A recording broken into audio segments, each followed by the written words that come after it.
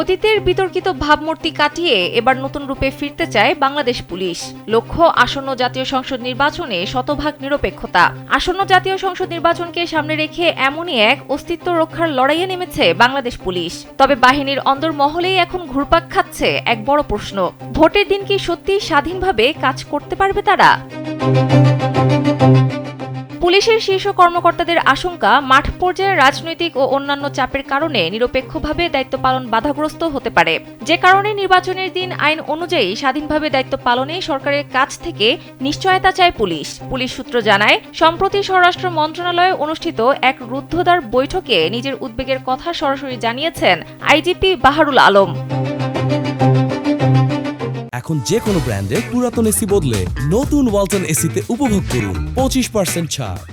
সভায় নির্বাচনকালীন দায়িত্ব পালনে পূর্ণ স্বাধীনতা ও সহযোগিতা চান পুলিশ মহাপরিদর্শক বাহারুল আলম। তিনি বলেন, রাজনৈতিক দল ও সরকারের পক্ষ থেকে সহযোগিতা না পেলে ভোটের দিন চাপমুক্তভাবে কাজ করা পুলিশের পক্ষে সম্ভব হবে না। এতে ভবিষ্যতে পুলিশের অস্তিত্ব ও বিশ্বাসযোগ্যতা আরও সংকটে পড়তে পারে।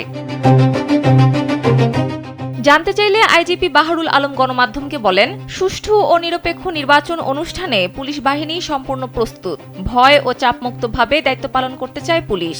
এজন্য ভোট কেন্দ্রে নির্বিঘ্নে ভোটদান নিশ্চিত করা এবং সার্বিক আইনশৃঙ্খলা পরিস্থিতি স্বাভাবিক রাখতে সরকারের কাছে সবুজ সংকেত চাওয়া হয়েছে।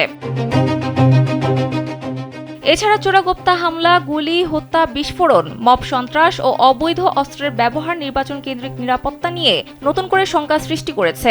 এসব কারণে জাতীয় সংসদ নির্বাচন সামনে রেখে আইনশৃঙ্খলা পরিস্থিতি ক্রমেই জটিল হয়ে উঠছে। এ বিষয়ে বিএনপির মহাসচিব মির্জা ফখরুল ইসলাম আলমগীর সোমবার সহিংসতা ও অস্ত্র উদ্ধার না হওয়া নিয়ে গভীর উদ্বেগ প্রকাশ করেন। যদিও তিনি আশা প্রকাশ করেন নির্বাচনের সময় পরিস্থিতির উন্নতি হবে। এসব তথ্য তুলে ধরে প্রতিবেদন প্রকাশ করেছে দৈনিক আজকের পত্রিকা। সানজিদা ইসলাম, কালবেলা।